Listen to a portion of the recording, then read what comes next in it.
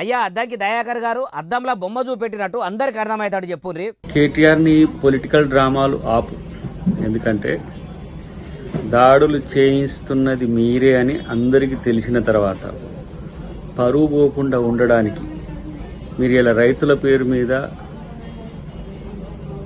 గూండాలను అక్కడికి పంపించి దాడులు చేయించిన తర్వాత ఎవరైతే దాడులకు కారణమైన వాళ్ళను మీరు పరామర్శించడానికి పోతున్నారు. ఇన్నరా ఏమంటుండో, అన్నదాతలని చెప్పి గుండెగాలను లగచర్లకు పంపి ఆడికొచ్చిన ఆఫీసర్ల మీద దాడి చేయించిర్రట.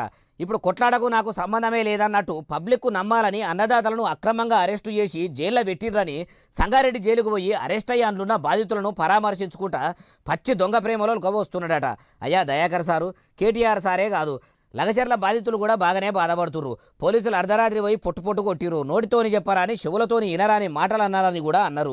ఆ వీడియోలు కూడా సోషల్ మీడియాలో వైరల్ అవుతున్నాయి.